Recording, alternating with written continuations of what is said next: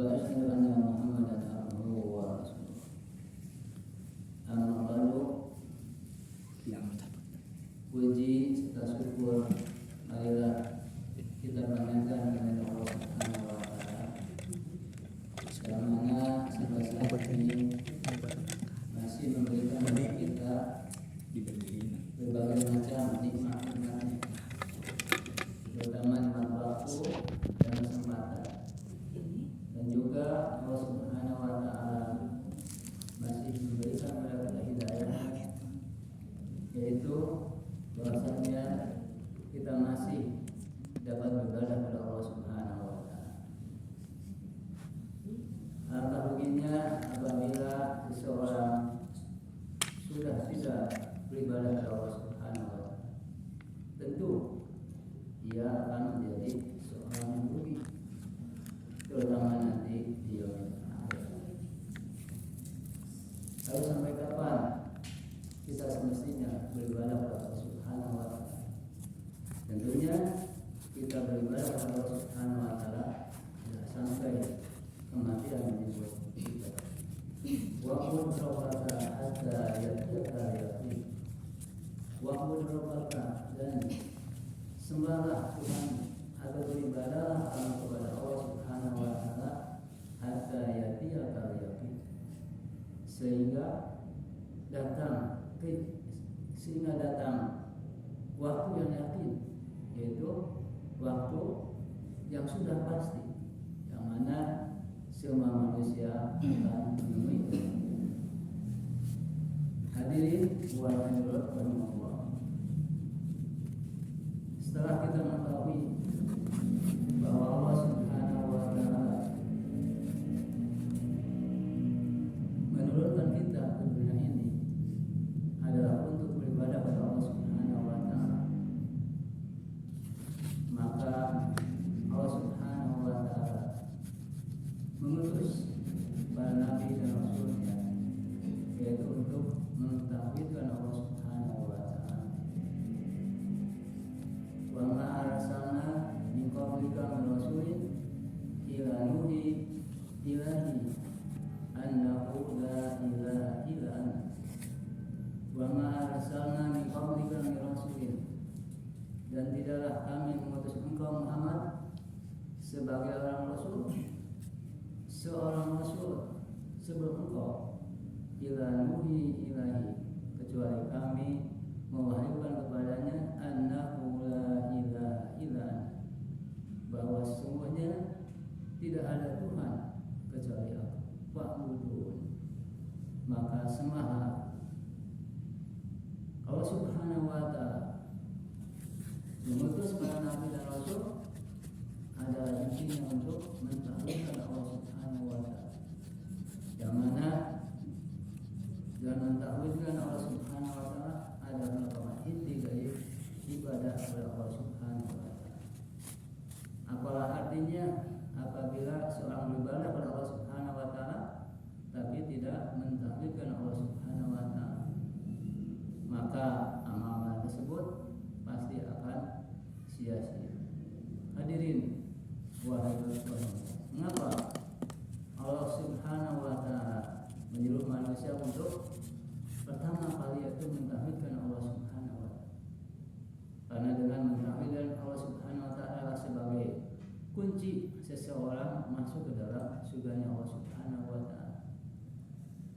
Kalau diibaratkan, apabila kita mempunyai sebuah rumah, dan tentunya Allah Subhanahu wa taala telah mewariskan pada dasarnya setiap manusia itu surga dan neraka. Artinya Allah Subhanahu wa taala telah mewariskan setiap orang itu diberikan surga dan neraka. Hanya manusia sajalah yang mau memilih apakah yang dia pilih, atau surga atau neraka, itu tergantung pada manusianya itu. Maka Allah Subhanahu wa taala telah mewariskan kepada kita itu rumah kita, yaitu di surganya Allah Subhanahu wa taala. Tetapi tentunya untuk kita masuk ke dalam surga yang telah Allah janjikan kepada kita, tentunya Allah Subhanahu wa taala telah memberikan suatu kunci, yaitu mentauhidkan Allah Subhanahu wa taala. Apa artinya apabila kita mempunyai rumah kemudian kita tidak mempunyai kunci, maka kita tidak akan dapat membukanya, dan tentunya kita tidak akan memasukinya. Dan boleh jadi kalau diibaratkan tauhid ini ada sebuah tiket, maka untuk menonton suatu pertunjukan tentu harus mempunyai tiket. Dan apabila kita tidak mempunyai tiket tersebut, maka kita tidak akan memasukinya. Dan tentunya kunci ataupun tiket pun harus kita jaga, jangan sampai rusak atau sobek dan lain sebagainya. Begitupun tauhid ini kita harus jaga, jangan sampai tauhid ini terkotori dengan kemusyrikan. Maka apabila ketauhidan kita ini rusak atau sobek dengan kemusyrikan ini, tentunya kita tidak akan dapat memasuki surganya Allah Subhanahu wa taala.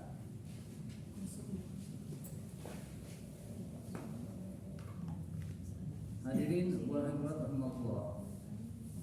Allah Subhanahu wa taala berfirman, "A'udzu billahi minasyaitonir rajim.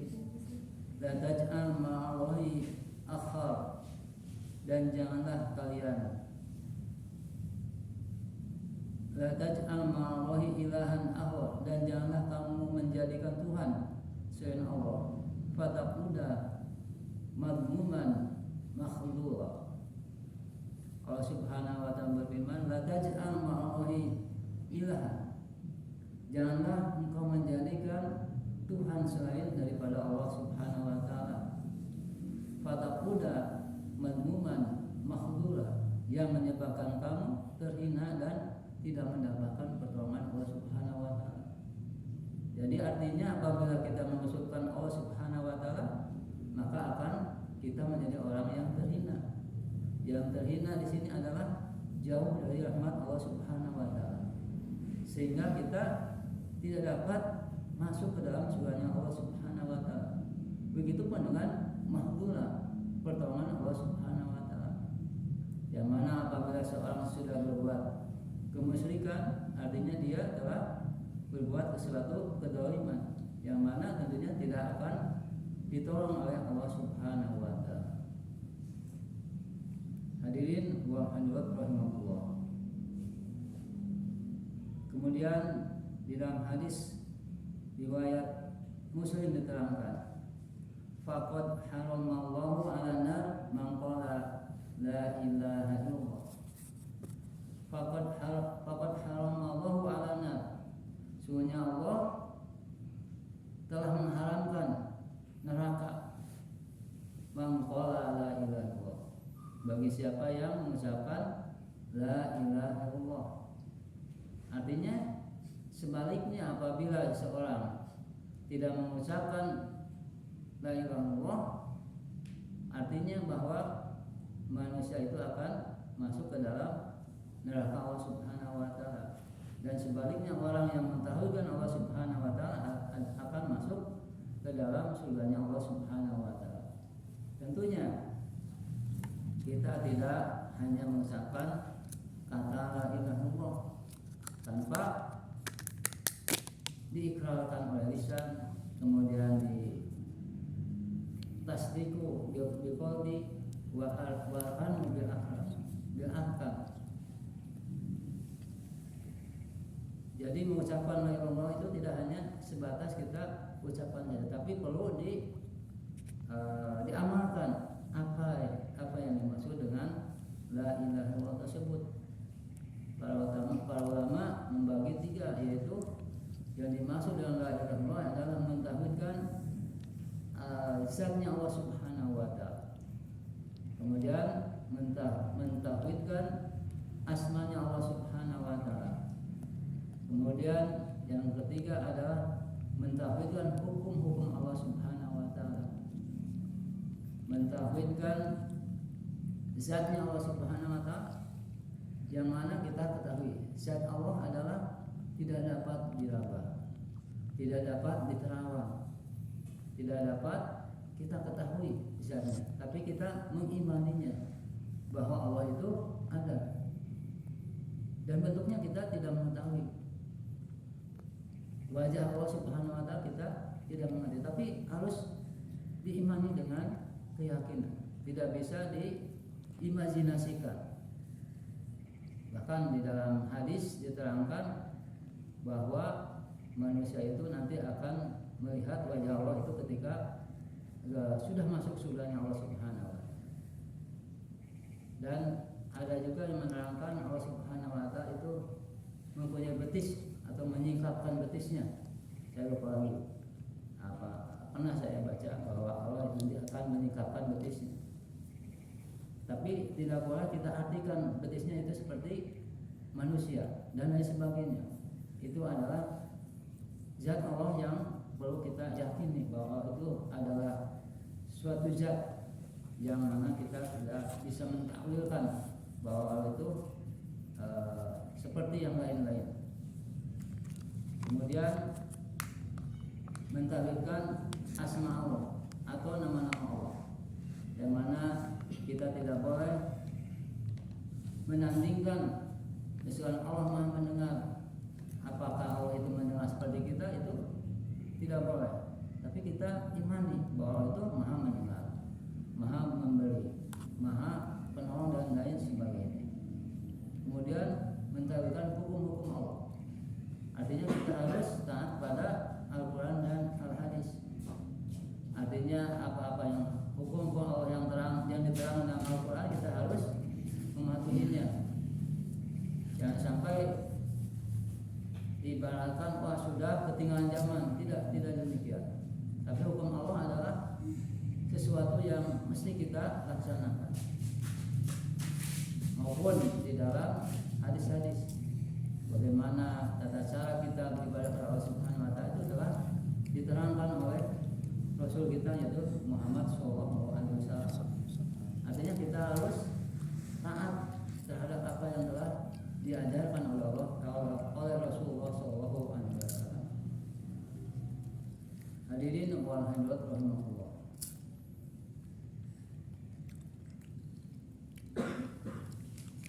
Kemudian selanjutnya, mengapa kita harus mentauhidkan Allah Subhanahu wa Ta'ala?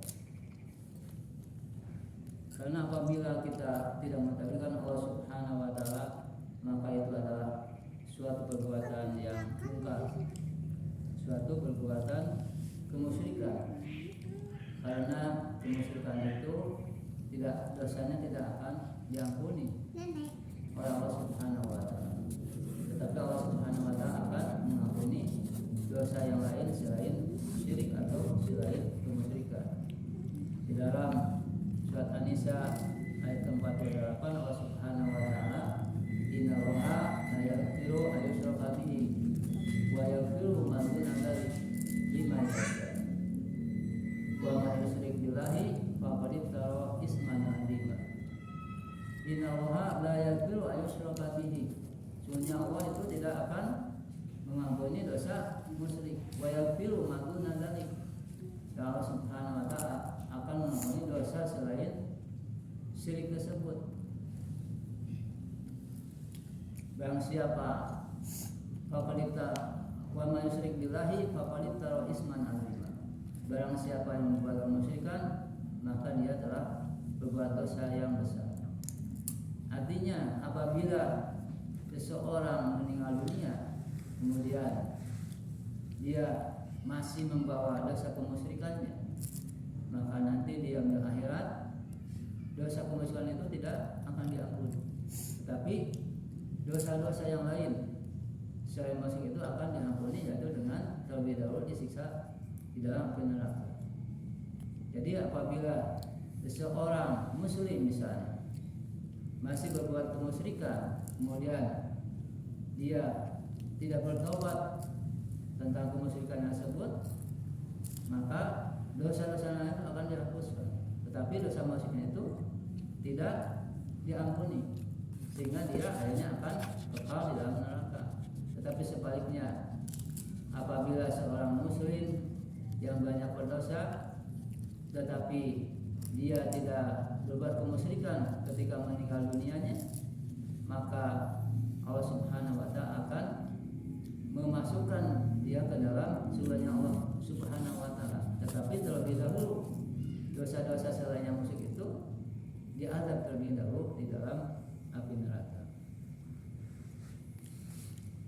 Hadirin wa hadirat rahimahullah. Kemudian selanjutnya bahwa kemusyrikan itu akan membatalkan amal. Jadi apabila seorang berbuat kemusyrikan, maka amal-amal itu akan tertolak, akan sia-sia, akan hapus. Kalau diibaratkan apabila seseorang menabung di bank misalnya, kemudian suatu ketika tabungan itu hilang, maka tentu dia akan menyesal, akan merugi. Begitupun amal-amalan kita yang kita tabung, yang kita rintis dari mulai balik sampai meninggal dunia, kemudian dia masih berbuat kemusyrikan, maka amal-amal tersebut akan batal.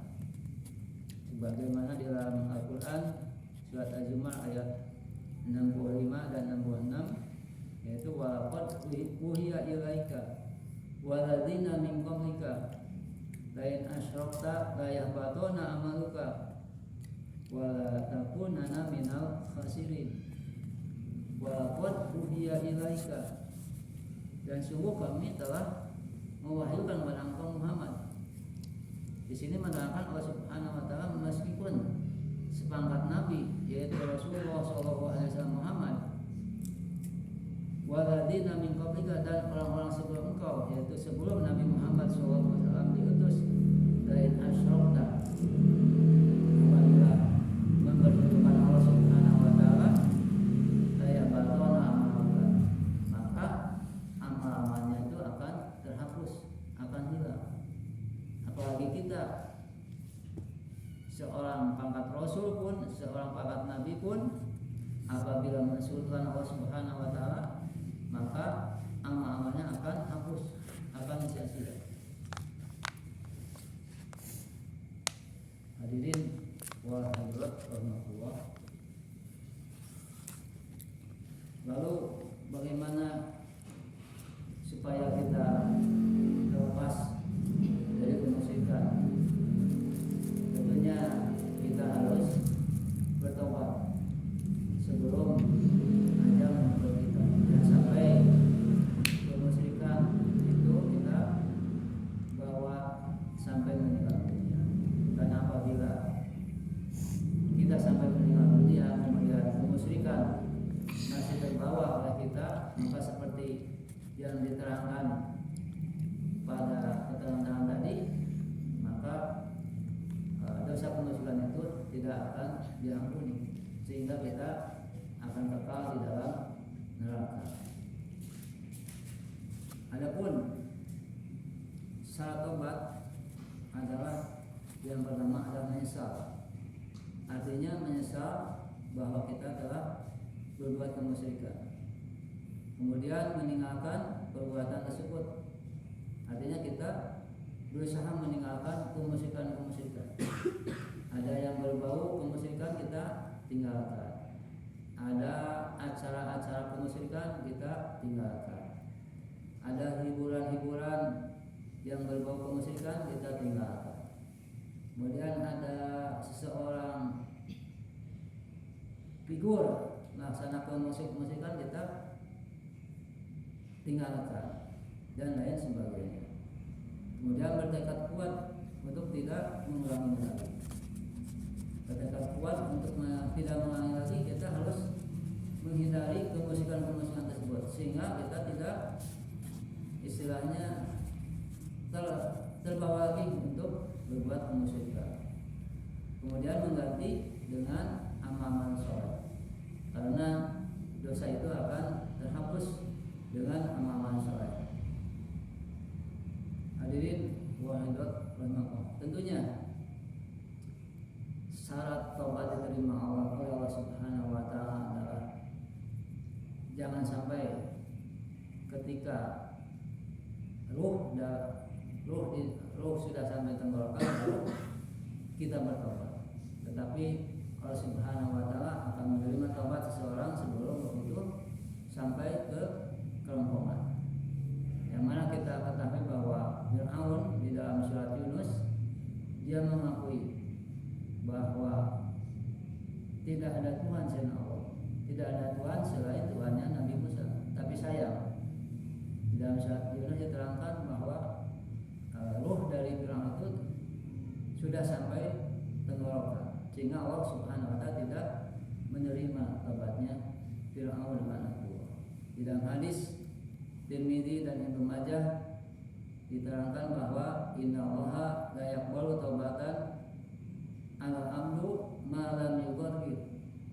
Innallaha la yaqbalu taubatan abdu ma lam yughargir. Sesungguhnya Allah tidak akan menerima taubat seorang sebelum ruh sampai ke kerongkongan. Artinya kita harus hati-hati supaya kita itu jangan sampai berbuat kemusyrikan. Kenapa? Karena pada saat ini banyak sekali kemusyrikan yang mana kemusyrikan tersebut kelihatannya bukan suatu kemusyrikan, tetapi apabila kita mempelajari menelaah tentang ilmu tauhid, kita akan mengetahui bahwa itu adalah merupakan suatu kemusyrikan. Salah satunya misalnya yaitu adalah menziarahi yaitu orang-orang yang soleh, menziarahi orang-orang alim ulama, menziarahi para wali, meminta doa, meminta wasilah kepada orang-orang mati tersebut. Padahal sebenarnya itu adalah suatu berbuat kemusyrikan. Ud'u rabbakum tadarruan. Allah Subhanahu wa taala menyuruh ud'u rabbakum, yaitu berdoalah kalian kepada Tuhanmu. Jadi berdoa itu bukan kepada orang-orang yang sudah meninggal. Ini salah satu bentuk kemusyrikan yang mungkin banyak orang tidak menyadari, tidak mengetahui bahwa itu adalah suatu kemusyrikan. Doa wa ibadah. Doa itu adalah ibadah. Artinya ibadah itu harus diserahkan kepada Allah semata-mata. Jangan sampai doa itu kita kepada orang-orang yang sudah meninggal dunia. Meskipun sebatas Nabi dan Rasul pun kita dilarang untuk meminta wasilah. Karena apa? Karena orang yang meninggal dunia itu sudah putus amalnya. Idza matal insanu inqata amaluhu. Apabila seorang sudah meninggal dunia, inqata amaluhu. Artinya telah terputus amal. Karena doa adalah suatu amal. Orang yang meninggal dunia itu tidak dapat mengabulkan doa. Maka ini adalah salah satu bentuk kemusyrikan yang sering tidak disadari oleh seorang muslim. Atau boleh jadi ketika akan kita berpuasa masuk pada bulan Ramadan, kita sering menziarahi kuburan orang-orang tua kita. Kita minta keberkahan pada orang-orang tua kita. Ini sama seperti yang tadi menziarahi orang-orang soleh, minta wasilah kepada orang tua kita, pada orang tua itu sudah meninggal dunia. Dan ada lagi yang mau menikah, misalnya orang tuanya sudah meninggal dunia, dia minta izin pada orang tua di kuburan. Ini juga sama. Jangan sampai kemusyrikan yang disangkanya bukan kemusyrikan, tetapi sebenarnya itu ada suatu kemusyrikan. Hadirin rahimahullah, mungkin itulah yang dapat saya sampaikan. Mudah-mudahan ada guna dan manfaatnya. Insyaallah untuk berikutnya kita akan berusaha apa sih itu ilmu tauhid dan bagaimana apa saja yang termasuk dengan kemusyrikan, sehingga kita akan terhindar dari kemusyrikan tersebut, yang mana telah kita ketahui bahwa bertauhid kepada Allah Subhanahu wa taala adalah sebagai kunci atau sebagai tiket seseorang masuk ke dalam surga Allah Subhanahu wa taala. Kemudian apabila seorang musyrik atau berbuat kemusyrikan kemusyrikan atau tidak mentauhidkan Allah Subhanahu wa taala, maka dosa-dosanya itu tidak akan diampuni oleh Allah Subhanahu wa taala. Kemudian bahaya kemusyrikan selanjutnya adalah apabila seorang berbuat kemusyrikan maka amal-amalnya akan hilang.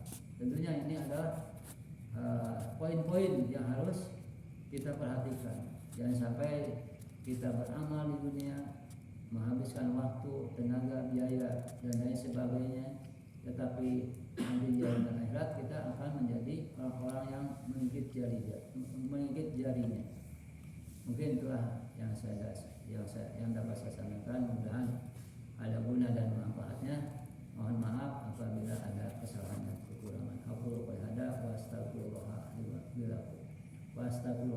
li wa lakum. Rabbana la tuzigh qulubana ba'da idh hadaytana wa hab lana min ladunka rahmah innaka antal wahhab.